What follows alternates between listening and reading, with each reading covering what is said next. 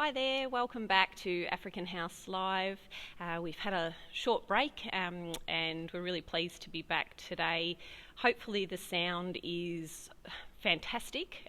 Big shout out to one of our volunteers, Dennis. Thank you so much for putting this together. Please give us some feedback. If you still can't hear us, please let us know. We are thrilled to have a special gem, as I called her, on our intro. She really is. We are very lucky to have her here in Shepparton. I'd like you to help me welcome to African House Live today, Arti Shah. Welcome, Arti. Thank you, Kate. Hi, thanks so much for being here. No problem, my pleasure. Arti, let's just start it off, and if you can just tell us how old you are and maybe a little bit about where you're from.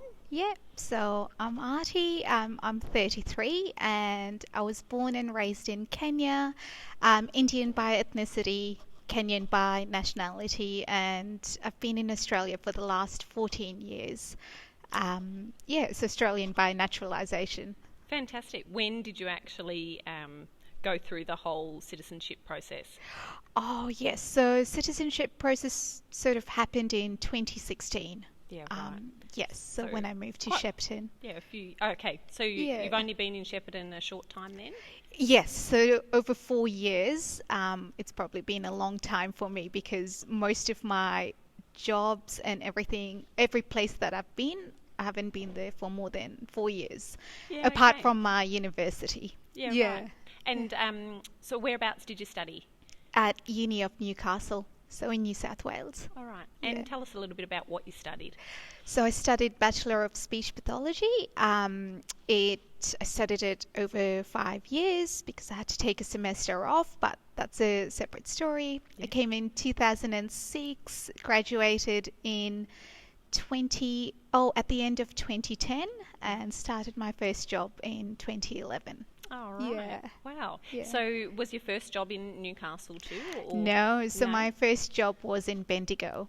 And yes, I worked in early intervention there. So that's basically with children with disabilities and their families. Okay. Yeah. And how did you find it when you first started out as a speech pathologist? Wow, I felt like I knew nothing. Yeah. Yeah. It was a deep dive into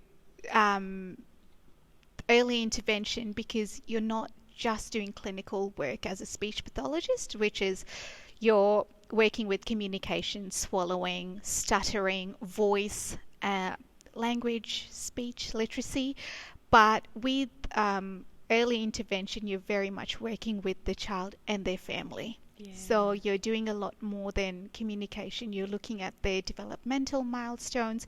You're working with a transdisciplinary team, so with OTs, psychs, physiotherapists. Mm-hmm. So it was quite a deep dive into the profession. I feel particularly and first just straight off the bat. Yeah. That's right. And because I still have no kids, and so I was thinking, am I equipped for the job? Working with families and their kids, but with experience and I suppose just the deep dive, I have a love for kids, and that's where. Yeah, that was my leverage. Yeah, that's wonderful, and such an important job, and I think that family side would have been so important because, if it's not going to work for the family, it's not going to also work for the child that you're trying to assist at the same time. That's exactly right. Yeah, so fascinating. I find it fascinating that you come from Kenya. I haven't met that many people from Kenya before. Yeah. Do you know how many we would have in Shepparton or Victoria? Do you find that there's many around? I feel like probably not regional areas in Australia. There are a few, but there's a large community in Melbourne, Perth, South Australia. Okay. So in the metropolitan areas of Australia, there's quite a large community of Kenyans. Even in Newcastle, actually. Heaps of Kenyans, but it's when I see them and when I listen to them, I do know that they're around, but I think regionally there are quite a few. Yeah, okay. Yeah. So can you pick up if you if you can hear someone else Yes, who's Kenyan. yes. Yeah, right. Yeah. Yeah, that's cool. We'll talk a little bit more about that later. Yes. So you said that you came out as a student. Yeah. So did you come out on your own? So I came with one friend, one of my best mates, and both of us chose to study at Uni of Newcastle. So it was really good that we had each other, because when we traveled to Australia, it was pre-Facebook.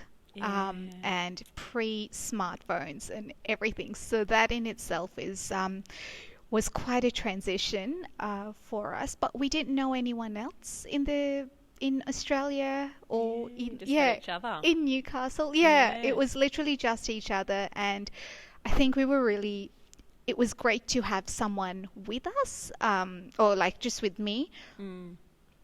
But at the same time, it was, now that I look back on it and I go, oh my goodness, this is absolutely ridiculous. You just sort of know one person, don't know anyone else, and have a lot of faith and trust in what's going to happen. How great to be young and fresh and not think about that kind of stuff when That's you right. go and move to another country with one other person that you know. That's exactly right. It's fantastic. I mean, look, you probably wouldn't have changed it anyway. It's just one of those things that you did, and and now you're here. So do you still have family living in Kenya? Yes. So my mum, my brother, sister, actually my immediate family, they're all in Kenya. So I'm the only one in Australia. But I have cousins in Perth, and I have a couple of cousins, first cousins in Shepparton as well. So that's nice, very nice to have someone around. Yes, yeah, that's right. Yeah. So how is your family going at the moment in Kenya with all this craziness with COVID? Have they been affected at all by it? So I suppose there are different parts to it. With small businesses, so my brother runs a business over there, and that's been significantly impacted, just because that's been the case everywhere. Whereas mum's stay-at-home mum, so with her, actually not much has changed apart from going to places. So she's still busy doing her things, cooking, cleaning. So that's been really good, and I suppose it's sort of taken that appreciation factor, going, wow, if you're able to keep busy during this time and have a routine of sorts, it's been a really good thing for lots of people. As for my sister, she's been working. She works at a bank, so they've had working from home and working from the office as part of their. And with my niece and nephew, they've been doing online schooling for quite a long time. So when we closed schools in Victoria, they had closed schools physically 2 weeks prior to. And they had their holidays, and they've just started online schooling since so then. they haven't gone back again? No. So, and I don't know when they will be going back. I'm not too sure about any of those regulations. But some of the things that have been really different in Kenya compared to Australia, they have curfews, so it's not a full lockdown as we had, and curfews from certain times. They have to wear masks all the time when they're out and about. They can't have more than 2 people in a car, even if it's from the same family. Going shopping, all of that's quite, so 1 or 2 people tend to go. Now they've lifted a lot of the restrictions, and cafes and restaurants, things are open. But in a country where the population density is significant, it's really hard, I think, to social distance. Of course, and I mean even the latest recommendations here, I'm hearing that if you can't social distance, you need to wear a mask. That's so exactly we're right. getting a bit closer to that. So have you been back to Kenya recently, obviously before this? So I travelled during Christmas and returned to Australia in January, and I was actually quite disheartened when I read one of the articles saying borders might open up in 2021. So until borders are completely open is when I'll get to see my family next. I was meant to go twice this year actually for a family wedding, and Yeah, How my usual challenging. Christmas, Yes. And trip. is the family wedding still going ahead? So they've decided to postpone it to December, and in saying that, we still don't know. Yeah. There's Yeah. so much uncertainty around it. Yeah, That's right. yeah. Oh, I'm sorry that you haven't. Yeah, I That's mean, all lots right. of us have, plans have been changed, but that's really important thing that you've been Yeah, unable to do this year. But yeah. thank goodness for Facebook, Absolutely. FaceTime, Oh, videoing. yes. Technology has been Yeah, my saving grace. yeah, Yeah, that's yeah. that's great. Do you speak to them often? Yes, I Yeah. speak to mum every day. Ah, Every morning I have a walk in, or actually in the afternoon after work, I have a walk and talk session, and that's nice. time with my mum. And because I know with my niece and nephew, they're schooling and like they're busy with the online school, so weekends are for them, and Yeah. we try to do some art and craft sessions, or we Oh, just have a bit of a laugh, have a bit of a how chat. nice. Yeah. How nice. It Yeah. sounds lovely. A lovely way to keep things alive, I guess, just then, other than just having a quick That's call. right. Yeah. Yeah. Still Having those other quality. connections. Yeah. Yeah. Yeah. Yeah. Fantastic. Good on you. Artie, so I know that you're a speech pathologist, Yeah. but I see on Facebook and a few other places that you actually also run a number of other community projects. Yeah. Do you want to tell us about some of those? Yeah. So the first one is Human Book Club, and Human Book Club is based on an international concept where humans, each one of us, past, present, and future, we're all living narratives. We all live our own story, and each of our stories are really important. It doesn't matter what stage of life we're in. So, and to be able to share that story with someone and get them engaged in the story is really at the heart of the matter, particularly today. Yeah, right. Yeah, so that's where, so the person we share our stories with, they're called readers or listeners, and then human books and readers Yeah. is the terminology I use. So the person listening is the one Yes, reading the story. reading the story. Yeah, Yeah. that individual's sharing. Yes, Yeah, that's right. fascinating. So, anger is my fuel. Anger. Anger. Yeah. Yeah. That's right. Yeah. So anger is my fuel. And what are you angry about, Husey? I'm a massive, I don't know what, Yeah. social justice Yeah, is a huge part, huge belief for me.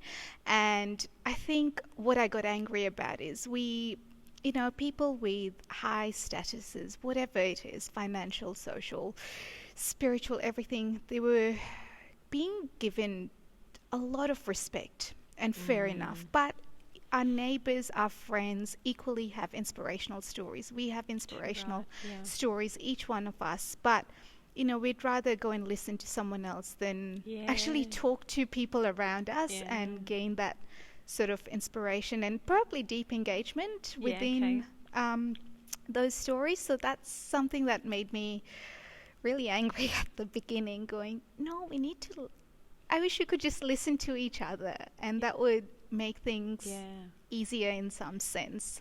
Yeah, right. Yeah. Do you think it's about us like is it a two-way thing? People have got to be willing to open up or to be open to that story and that conversation, but then it's also about the listening? Or do you think it's more on we're not really willing to listen? No, it's definitely a dual street. Yes. It's willing to open up, but that willingness takes so much courage. And people that are okay to talk about different issues and able to be open about various things, it's amazing how much courage that takes, and you don't realize that courage. I'll just give you a simple example. I was talking to my mum a couple of days ago, and I really wanted to be a human book, but she's petrified. She's like, she just goes, no, I can never do it. And I was like, Mom, what are you so afraid of? And, it's so interesting to listen to her going, she's like, I've never actually spoken in front of an audience, be it 5 people, 10 people. And I asked her, but you host, we're such a family orientated sort of unit, and we host all of these, or she hosts dinners and lunches, and it always used to be part of growing up. And I was like, so you talk to all of them then, what makes it so different? And she's like, that's a good question. And I think whether it was a generational difference, stereotypical, female roles and male roles, so many things. And one thing I did ask her quite openly was, are you afraid of your English? Are you afraid of communicating in English to a group of people? And she's like, absolutely. Oh, really? It's a huge barrier. And I know she has so much to offer in terms of just sharing her story and how much I've learned from her, all of those kind of things.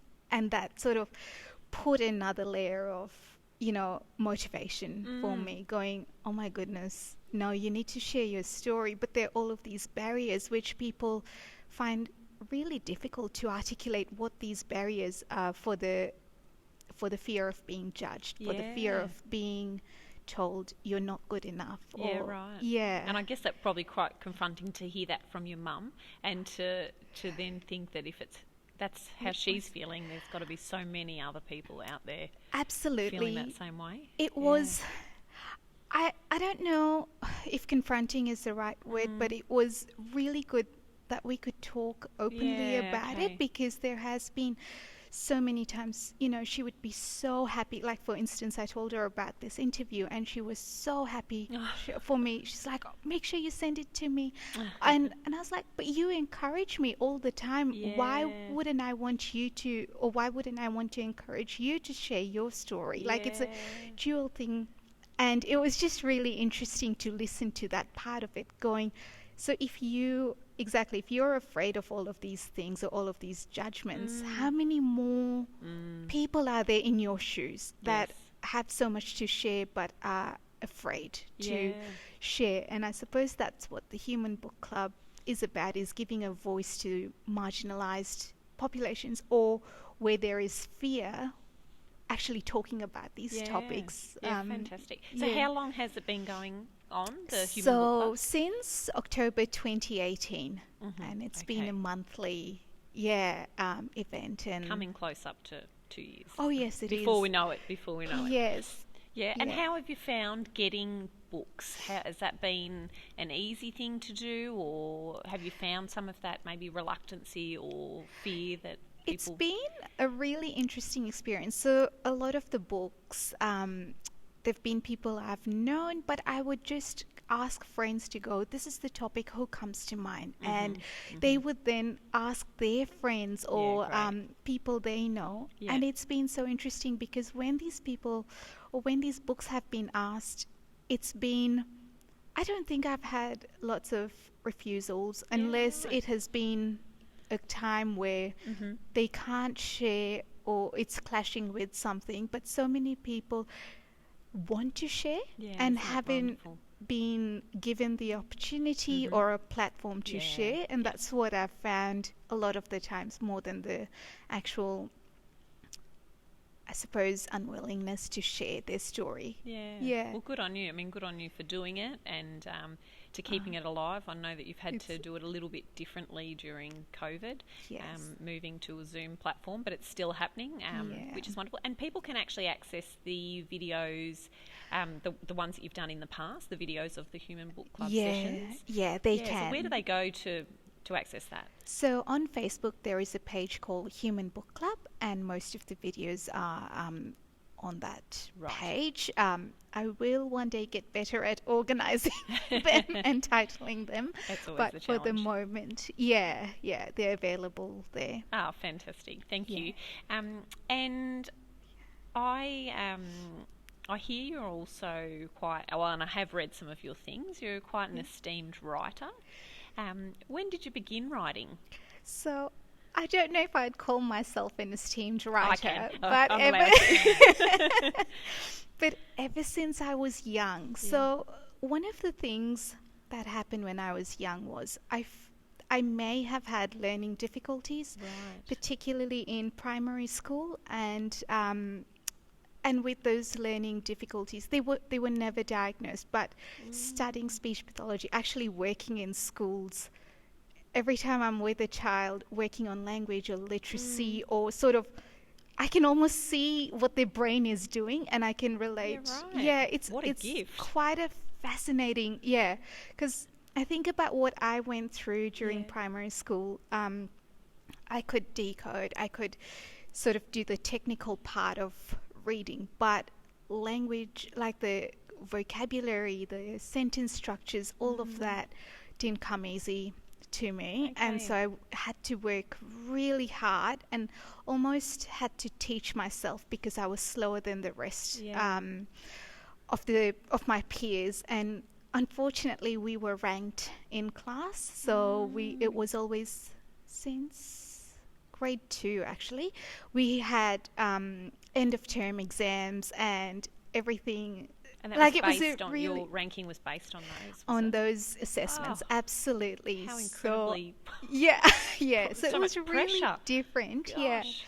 And I would be 28 out of 30, not 30 out of 30, but Yeah. I found it really challenging to Okay. understand content and how it applied to the real world. And, I would cram stuff, but that's as far as it went. Yeah. But So how does that Yeah. turn into then Yeah. actually wanting to write and having a love and a So yeah. I always ever since I can remember, I admired writers, and I just I would listen to people. So this is where my weird child comes out. And ever since I was young, I would listen to how people talked and what words they used. And there was always this tune, and I'd go like, that sounds so fluid. And I'd look in their mouths to see what their tongue was doing, and oh my goodness, like now I come to think of it, that's what a speech pathologist You were actually studying does. way back then. I was looking at social skills. How do people act in front of each other, and just lots of different sort of factors. And one of them, this isn't writing, but I lived in a household where at one stage we were 18 of us in an extended, wow. so that was Yeah. childhood. And so I had my cousins that were my peers, and we were playing all the time. And one cousin in particular would lisp. So lisping is basically th. Yes. And saying that all the time. And I was like, if I need to listen to you, we can't. No, this is all for me. And so at the age of 6 or 7, we would work together to reduce that lisp. Oh my goodness. Yeah, so that happened with her. And so all of those sort of speech pathology. And just with writing, I would look at people and go, oh my goodness, I really admire how you're writing. Why are you writing this? So I was always curious about it. Okay. And we used to do compositions and directed writing, and English was an obsession ever since. I wasn't great at it when I was young, but it was absolutely an obsession for me. And that's where writing stemmed from, that obsession. And Right. What is your first language, Arti? oh, now it's English. Yes. But growing up, I grew up with an Indian language called Gujarati and the Kenyan language called Swahili. Fantastic. Yeah, Okay. yeah. And now you say English is your first language. Yes, Yeah. yes, because I think in English there'll always be mother tongue interference, but I do think in English, and my dreams are in English at the best of incredible. times. Wow. Yeah. And so with writing, I practiced. I think it was very much an obsession, and I just wanted to learn how to be a good writer. And 3 or 4 years ago is when I started my journey in writing some articles, and 3 years ago it morphed into poetry. Ah, Yeah, fantastic. yeah. And So- I mean, could you indulge us today? Is that something you're happy to Absolutely. to share something Yes, that I you've would. written? Now, do we have enough time? Are we okay for time? Yeah, look, we're I knew this was going to be a big one. There's so much to delve into. How are you going to be okay for time? I Are will you- be fine. Yeah, okay. Yes. All right. Yeah, we're good. Okay, great. So, all right, this is a short one. It's called The Power of One Story. And at the end, I'll explain the intent behind it. The power of one story. It lays out a path to walk in one's shoes. It welcomes you graciously to gain wisdom through lessons. It enables you to ask questions and think critically. It provides a symphony of perspectives. It reveals an opportunity to activate flexible thinking.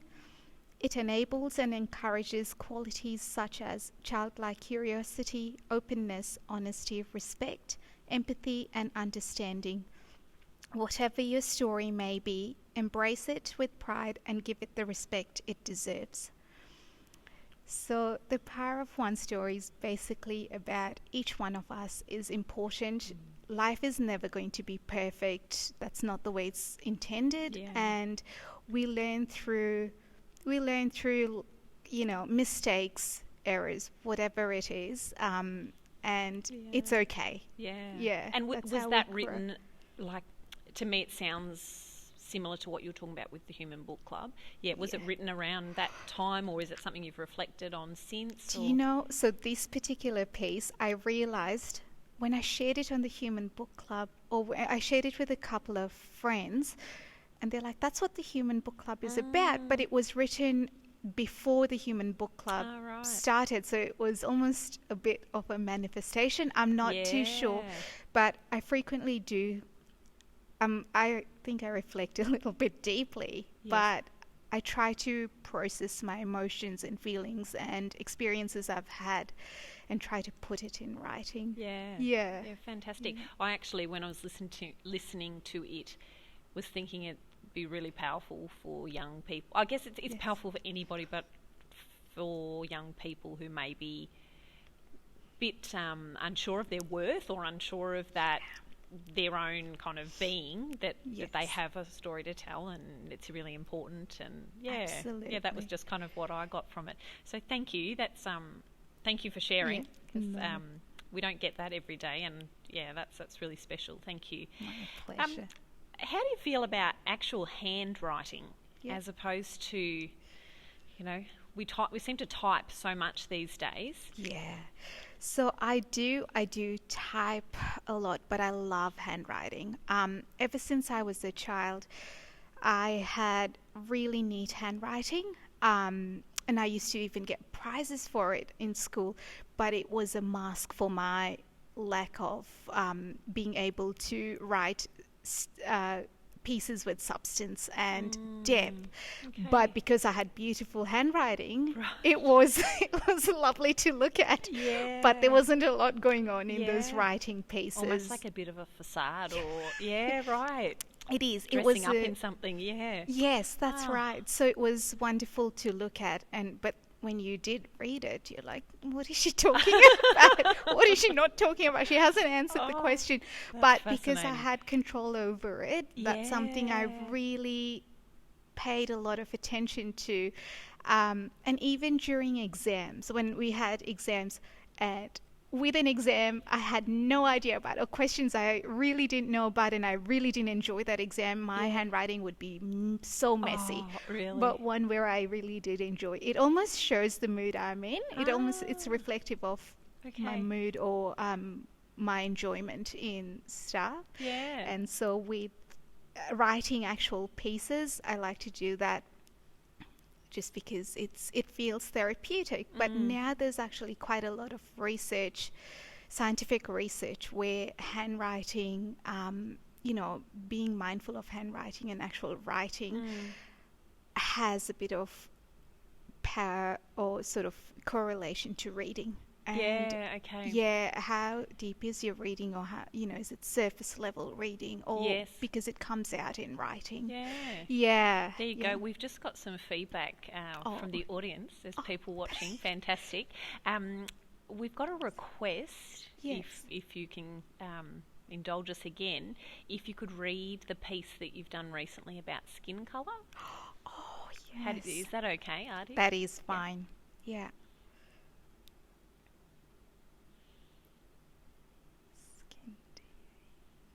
Now we're putting you under the pressure. No, not at all. Find it. Not at all. Okay, so this one